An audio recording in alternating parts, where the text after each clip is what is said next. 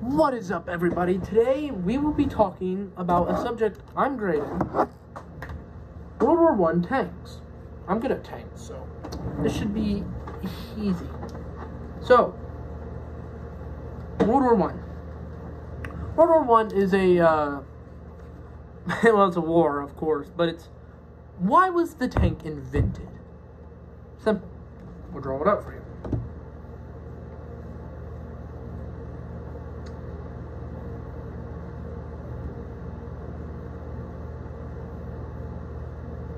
Just gotta make them detailed.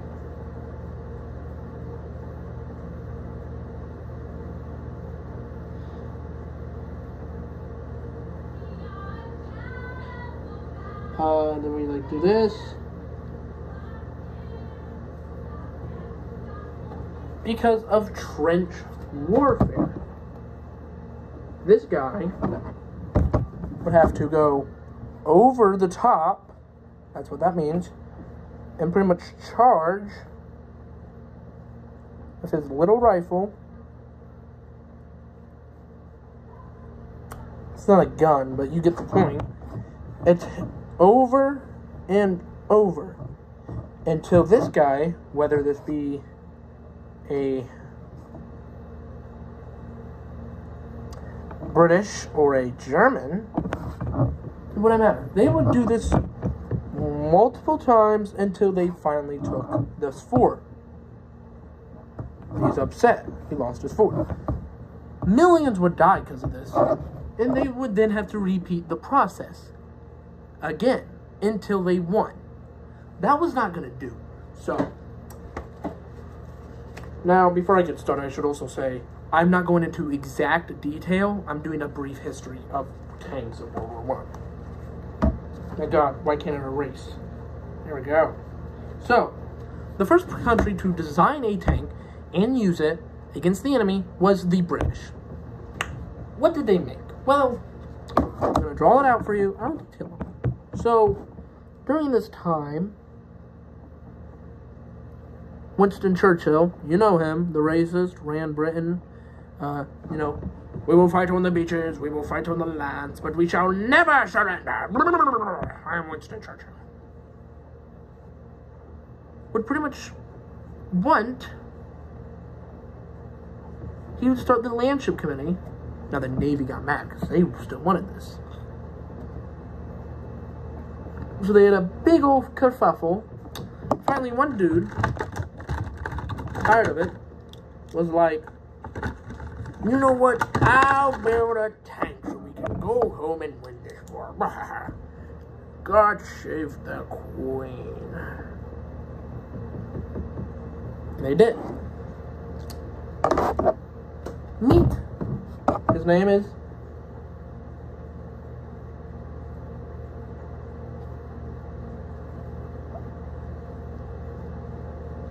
Meet the Mark I. Now, I should also explain, during this time, there would be two types of tanks.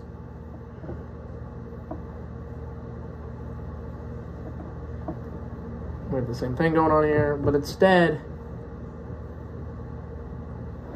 of having a cannon, it would have a machine gun. The markings would be on both. Now, of course, this was used to break the deadlock of World War I.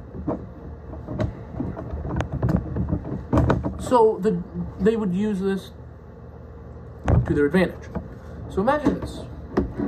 There are two sides of how the British or at the Battle of the Somme, there are two ways on how the Germans reacted to this information. One is, by the British, they were petrified at the designs of these great beasts of Britain. And they believed no war could be won, but were forced to fight due to the incompetence of the Kaiser, who's our king's cousin.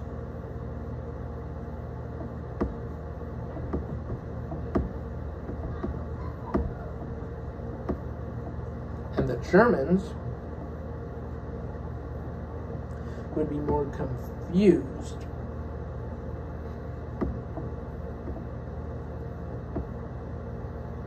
You're like, what is that, Hans? They're like, I don't know, Joey. I only know how to speak in racist accents.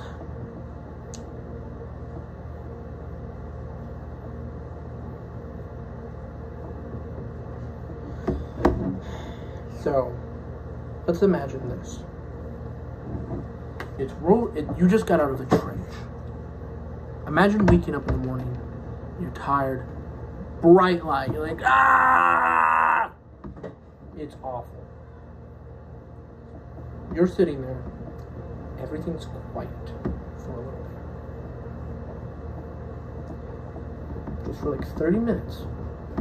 Still, it's quiet. You get to look around and see the destruction this useless war has caused. Then, you hear rumbling of an engine. And proceed to see this wacky machine driving at you. It also goes pew pew.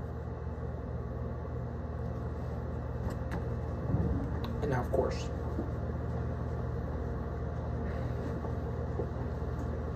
you can believe whatever side you want. You want to believe the Germans they were like, what is that? Or the British side of the Germans, they were like, ah! It doesn't matter. They still figured out a way to kill him. They realized these tanks with like 6 millimeters of armor to 12 millimeters, which is like a truck or something like that, didn't have enough really to stop a bullet. So, World War I was known for a big machine. What is this machine, you may ask? Well, I'm drawing it for you.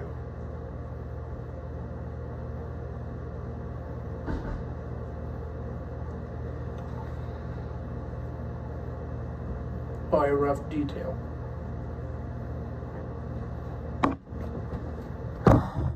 Artillery. So let's get this straight. This would pretty much fly over your little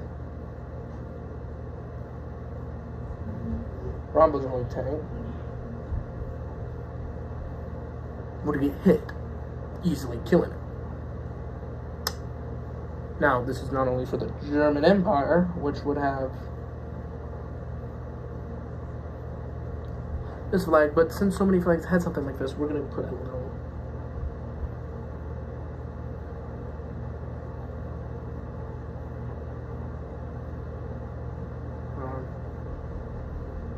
I have markers. I can draw this.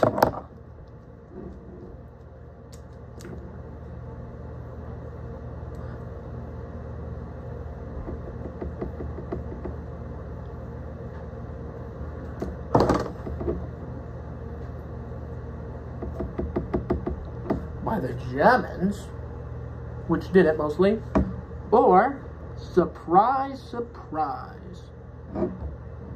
It's a country that ruins everything. Think of it. Can't tell? The Americans? No, we are the best. The Turks? They were too poor at this time. The British? Shucks. Figure wackles. So you're in this tank. Alright? You have an option to be shelled by the Germans, and if you fail, the British will shell you, because they don't want it being captured. Actually, if we were to erase this, I can draw something like that.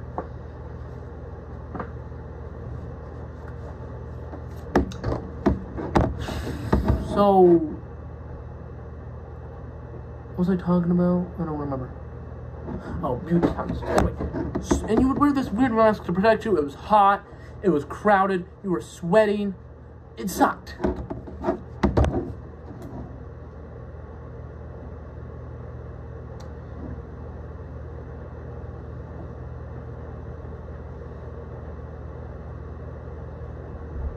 Now, of course, what is a Butpanzer?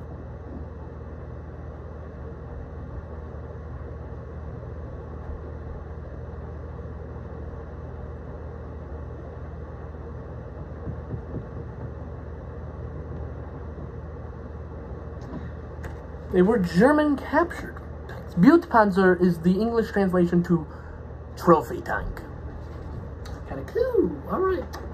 So the British, now the tank Mark. I'm doing this on video. Whoops. So the World War I British tank, the one you see the most is the Mark IV, and I guess we should carry it off with another tank.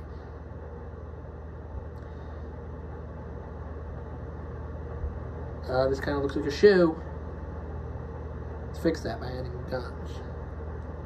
Any Americans? The Whippet tank. A lighter, not with cannons, machine gun tank. Not bad. Were the British the only ones to do this? No. The French had a few. They had 3. I can't remember one of them, but I do know the other 2.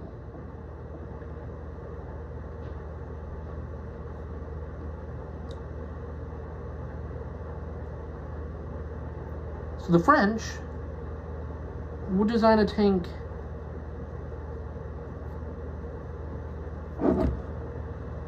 I'm just drawing out these little details for y'all. The French we'll be talking about is 3 tanks.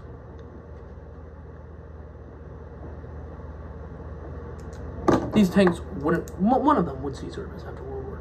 Actually, no, I'm wrong. I'll talk about that in a minute. France had the Saint Chamond. This thing had a 75mm cannon.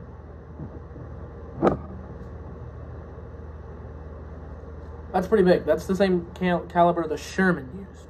You wouldn't want to get shot by it. And it was a pretty big tank. Problem was, one,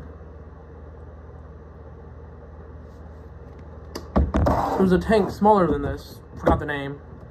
That pretty much, due to the French population, they had a big problem about that. Was that pretty much no one wanted to work together. They would pretty much have to wait. Then the British made it. They worked on a tank, and another company pretty much wasn't given the funds, so they made a tank. Just a copy. This horrified the French. This was made. Both the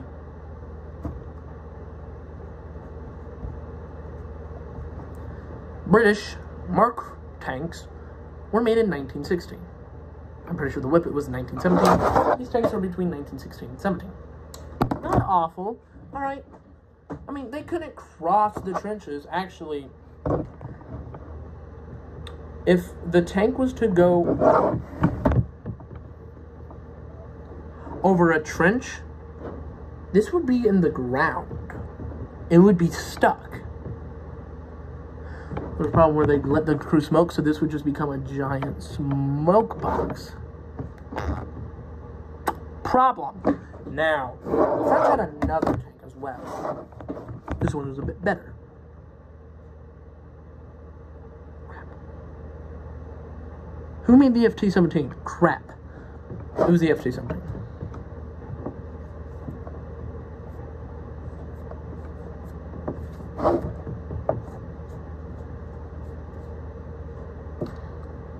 The FT-17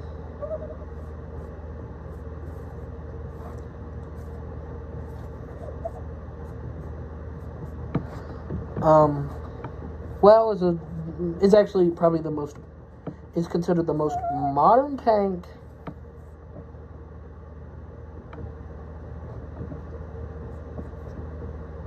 that's a little long, of World War I. It's smaller, yeah. What does it hold? Only a 37mm, but it had a rotating turret. It was easy to use, and this little thing right here is a trench crosser. This would be used to, you're not gonna believe it, cross trenches. This was used. This is the most popular tank because it was used by everybody. The United States of America, the British, the Turks. We'll talk about that in a minute. The German army, the Russians. It was used pretty much to World War II, which is, wow. Now the French did have another tank. I'll explain that. Get ready for me to go on a rant about the Char 2C. I also just realized before I should start talking about the Char 2C is that the FT-17 was made in World War I. Perfect. Alright, we got the two basic tanks, French tanks. Let's talk about our problem.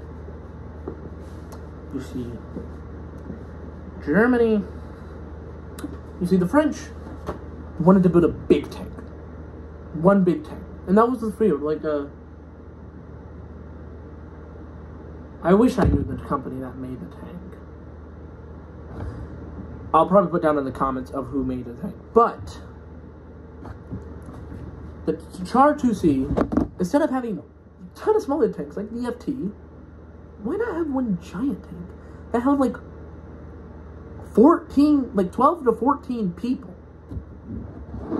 In the French doctrine, they said this pretty much was the first country to put a 75mm cannon into a 360 degrees turret would be the winner of World War I.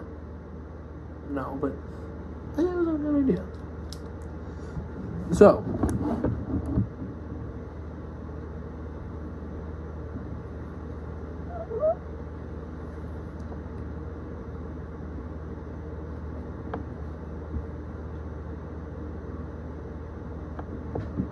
is the Char 2C any good? Well, it never saw service because this was made. 10 of them were made in 1921, never saw service, and during the invasion of Germany, yeah, totally. And the invasion of France were not used, put on a tank, a train, blown up. All of them were commissioned to be blown up, but one was captured, called the Charlemagne. Captured by the Germans, and then captured by the Russians during the Battle of Berlin, never to be seen again.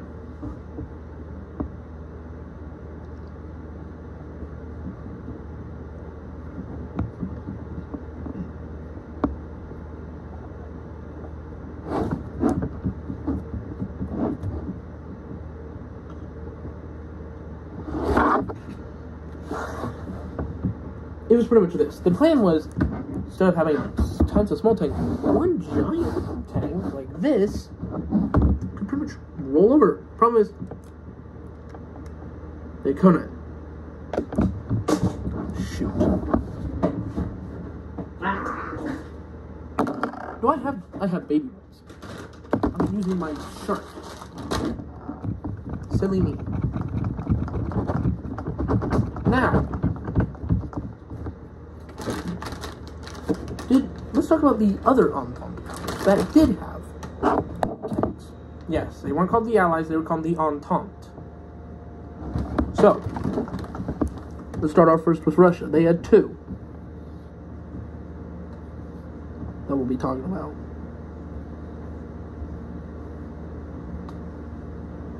So we're gonna love this though.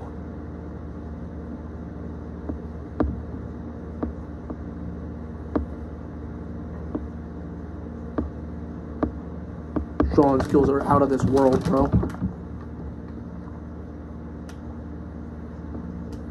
The Russian Empire was not a good empire. Actually, hold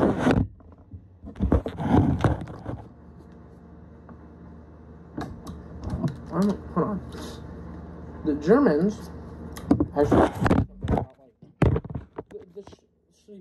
talk about this little history fact. It was because the Schlieffen plan was to go.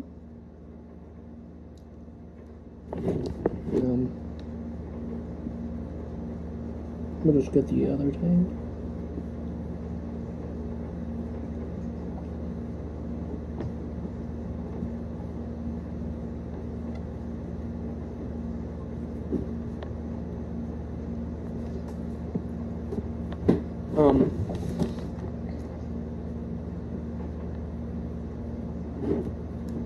Alright, we'll draw a little France.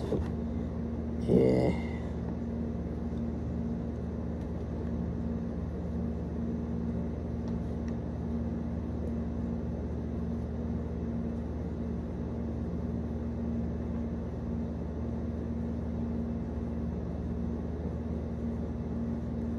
God, this is awful.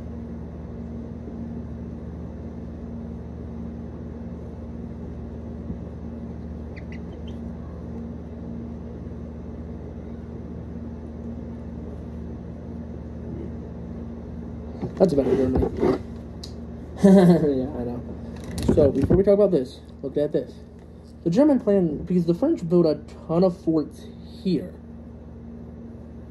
The Maginot Line. So we can't go there. Let's go around it. Through Belgium. Not the Netherlands. They were cool with them. The Belgians? No. Straight through, massacre, rape them all. That's actually why the British got involved, because they were like, we're going to protect Belgian neutrality, and the Germans were like, how about no? So let's talk about these two tanks. This one. This is the big heavy tank. Never produced. One was made, got stuck in the mud, and then scrapped.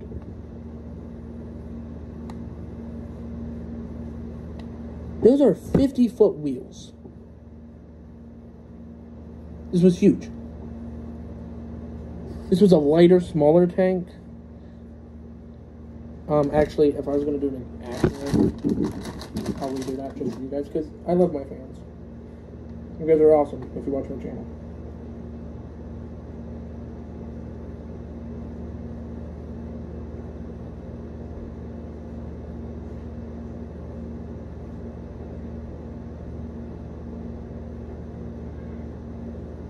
More of this. This is a light tank, never produced. Russia was like, yeah. Now, this one made more sense, I guess. Not this one. This one made sense, but this one made more sense. The Tsar tank is what it's called. Because Russia isn't like trenches of World War, what we think of Western. They had trenches, but it wasn't muddy. It was just cold, solid. So, these big wheels would be fine, but knowing how the tank got stuck in the mud, saying something. Any other entente we can talk about? There's the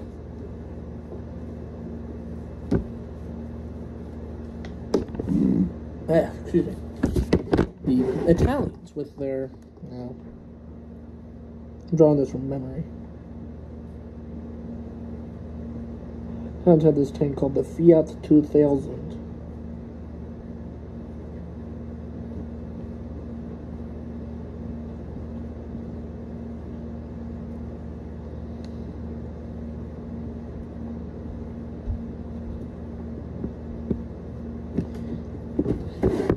The Fiat 2000 kind of looked like this.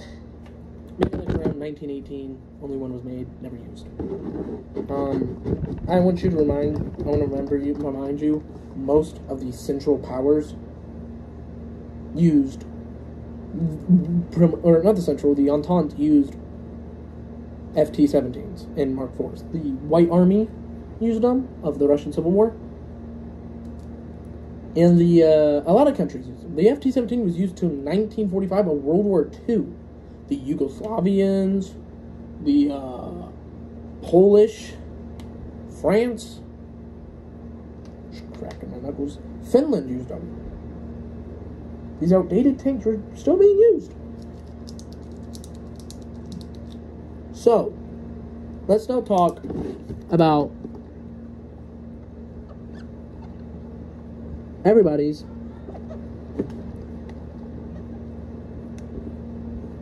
favorite countries.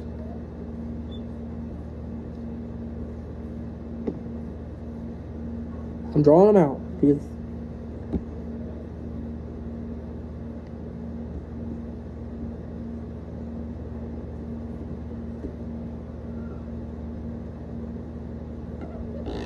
you guys deserve this. The Central Powers. Let's talk about their tanks. Now the question is, who made up the Central Powers? Well,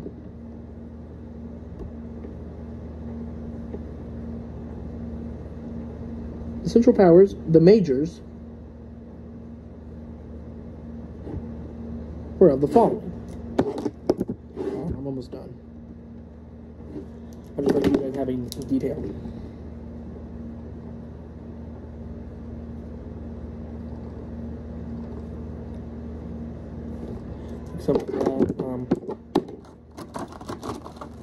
Take a little green.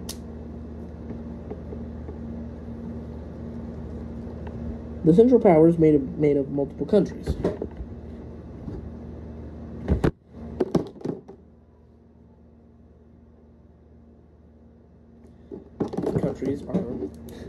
said it before. Why do they join? A lot of them, I'll give the reasons for. Something like that. Yeah, sure. All right. We have the German Empire. Why did Germany join? Because of Austria-Hungary. Why did the I realized I did this wrong. This is like green. Why did the Austrian-Hungarians join? Because the Serbians shot the Archduke. So after demands, they accepted most of them except like one, and then they were like, I still want more. They went to war. The Germans declared war because they went to war with them because they were protecting friendship, and the Russians attacked, so they would attack the Russians, and then the French. Because the Allies, it was a whole big mess. Okay, I'm sorry. I just can't look at this and be like, yeah, that's fact. Now, you could be asking yourself, before I continue on, what about, like, I think I did this right. I think I'm doing it right, though.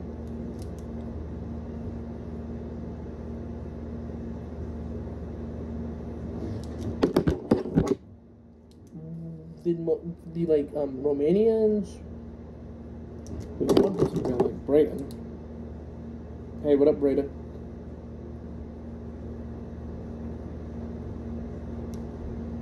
It's upside down. I'm making myself mad because I just keep changing and changing. Finally, like for example, oh, you didn't mention the Kingdom of Montenegro or Serbia, or you didn't mention the Greeks or the Romanians. They didn't have a tank force. They used FTs. And like the end. Okay. The Ottoman Empire. We can actually write down all these countries destroyed.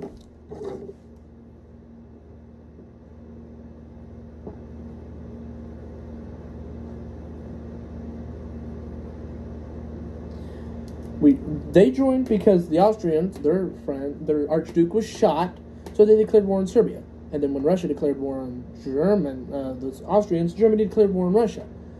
France declared war on Germany, causing World War I, and then the Germans went through Belgium, causing the British. The Ottomans could have stayed out of it, but there's actually three of the Young Turks. I'll probably do a whole video about Young Turks. There was three. There was the main Pasha, the three Pashas. Pasha of War, I think Pasha of, like, Naval, and the main Pasha. Young Turks, do your research. You'll like them. I'll do the video, probably. They got ships from Germany, went to Russia, and blew them up, causing the Ottomans to go to war. They had some success in the Caucasus, lost most fronts, and the only front they really won was in Gallipoli, because of the man himself, Mustafa Kemal Atatürk, which is actually, Atatürk means father of the Turks. Belgium joined because they hated Romania. Balkans hate each other. So, Ottomans, we'll be talking about one of them at a time.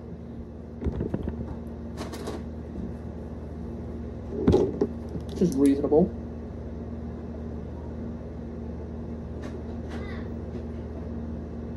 We'll be talking first about the German Empire. Remember the Mark IV from earlier? If you don't, I'll draw it.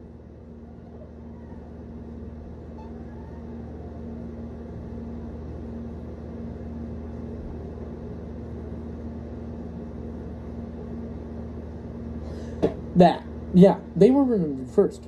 Now, these could be easily killed by artillery. So Germany didn't really care. But the Germans did care around 1918. A little late, buddy. That impresses me, because the Germans were able to still build it, losing, and you're like, oh my god, they had no resources. They could still build this stuff. The one I'm about to draw for you guys is a little impressive. So, and they decided to build a tank.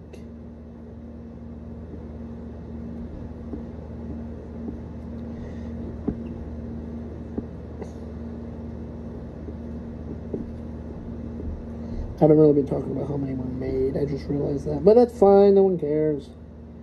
Because they made a lot. Except the Germans, they didn't.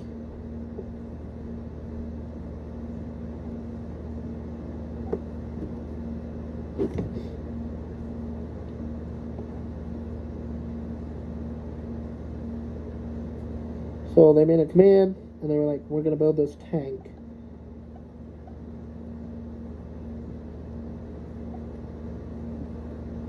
And they did.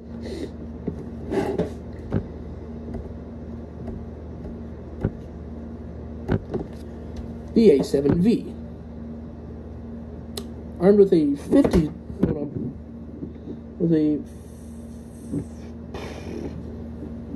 57mm cannon. That looks like a 30. That's cool. It was only used once during a battle. Ypres, Y-I-P-R-E-S, if I'm correct. Double check me. They built a few of those A7Vs. It wasn't really used. After the war, they were used, just like the FTs and the Mark IVs. They were used pretty much by the German, the Weimar Republic, by the Freikorps. Also, the only one that exists is in Australia, because they captured it. Now, talk about another one that was designed, but never used. The only thing you can be thankful for.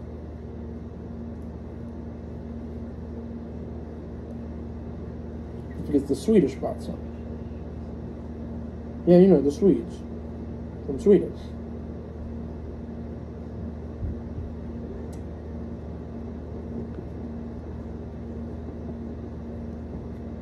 I don't know what happened to the Mark I of this, but please introduce the LK Mark II. Probably only a small machine gun. It was used barely. A lot of these tanks weren't used because the war ended. I'm sorry for that interruption of my little sister. You know, whoever has siblings, you understand. So now, it's time to talk about the cool kids country. You know, the country that, if you wanted to pretty much describe it in American terms, would be, imagine you're American, or no, we'll just do the Austrian. Imagine you're Polish.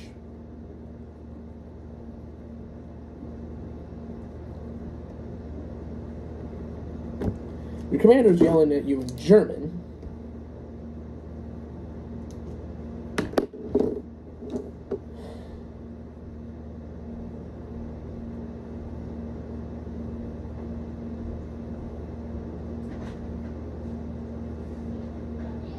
No, I'm doing it right. And your best friend, you turn around speaking Czech, and you don't have any ammo. Austria-Hungary. Now, they did have a small tank made. This was made before World War I. The designer came up to them and was like, hey,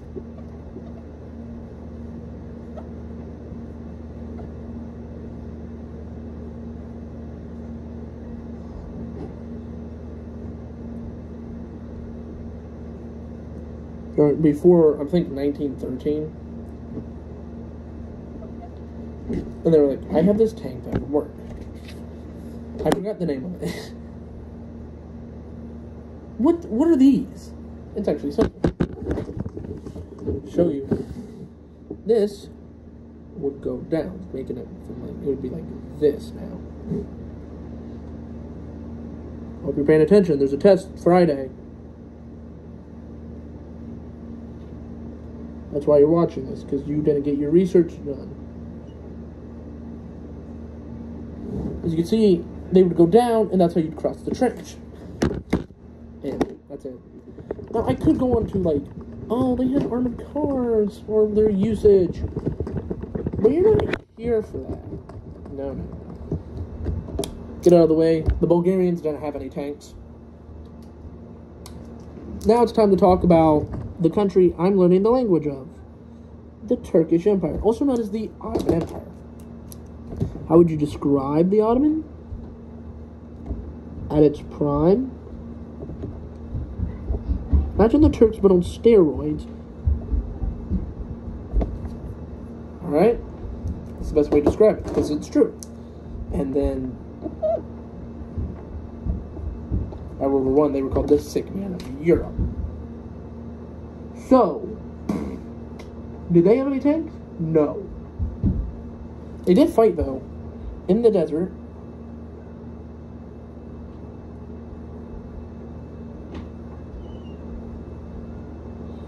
The little, I don't know, I can't remember if they were Mark 1s or 2s. Problem was, these tanks weren't fighting in trenches like what you expect here, like up, and then they go down, and up, perfect. No. Sand. They got bogged down, and then, guess what saved the day?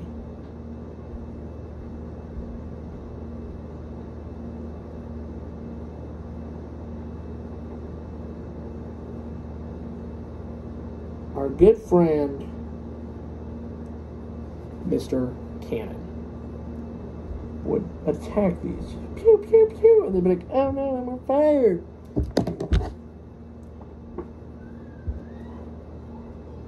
I should also remind you, most countries, we'll probably talk about this later, used, instead of tanks, armored cars. But that will be a whole different video. Oh, the Central Powers are dead. Yippee. World War I's over. World War I was so bad. Why did they make a sequel? That's a 30-minute video. I was talking about the World War I tanks between the Entente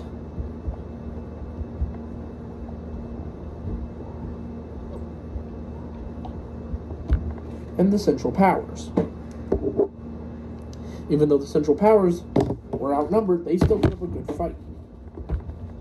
Now, can we take anything? Can we learn anything?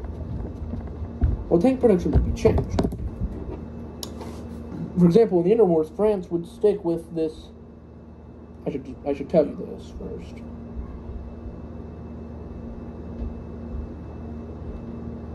Well, the French tank, EFT, was 2-man.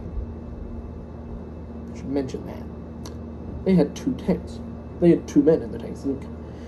The commander, who's also the gunner and mechanic, and the driver, who was the driver.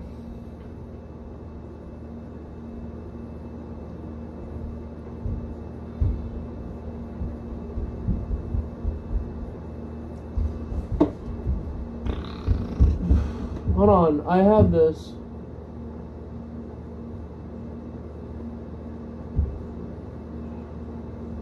As an example, the S-35 or the R-35, whatever, would all be 2-man with the 37. This was mainly because they had so much. And France didn't have any populations born, so yeah. Germany, though, was restricted. No tanks. No.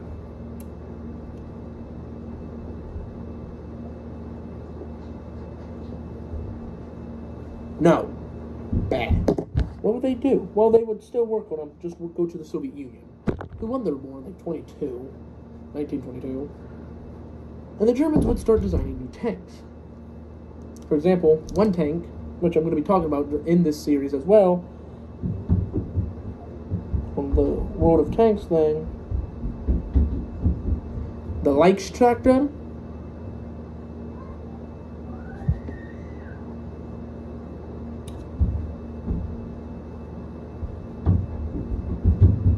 Ton of other tanks, but the one they did finally stick with was just like in the 30s, might I add. So we kind of skipped a bit. Was what carried the Germans through their blitzkrieg.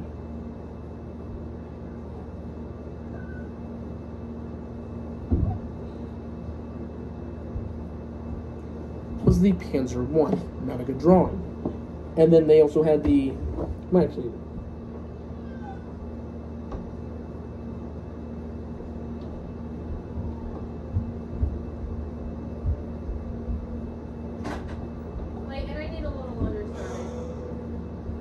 I'm trying to... Annoying, I know, but hey. And they would stick with the Panzer II. Also, I want you to know, every tank they make gets bigger. But what can we get from World War One? Pretty much the winner syndrome, which is pretty much if you win the war, you're going to keep what you're doing. For example, I'm finishing this up, I promise you.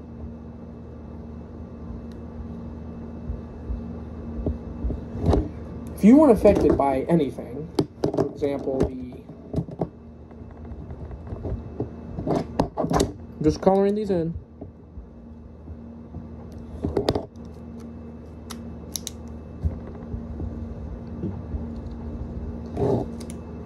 Like, you weren't affected by, like, World War One, like, by either... Well, you're gonna be affected, but just, like, if you weren't, like, oh, my country lost the empire, or...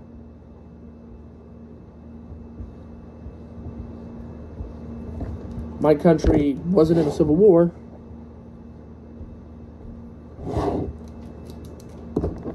For example...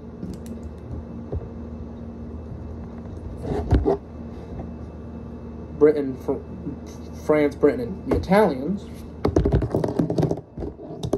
you would keep this, while the Germans and other countries, like the Soviets, would change. Actually, I won't get into detail about how the Italians in like 35 were deciding to change it, but they couldn't.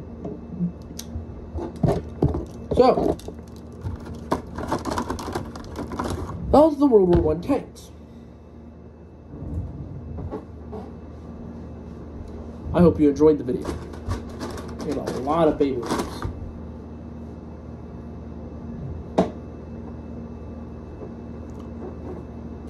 Well, just fiddling with it down here. But I hope you enjoyed the video. Remember to hit the subscribe button and like this video so I can make more. The gun shooting one did great. Let's get this one. Anyway, this was a 40-minute video about me just ranting about World War I tanks. The next video will be, the plan is to be from like 1922 to 1942-ish, and then between, like, either that or like the start of World War II, do World War II, and then we'll work on the Cold War. Anyway,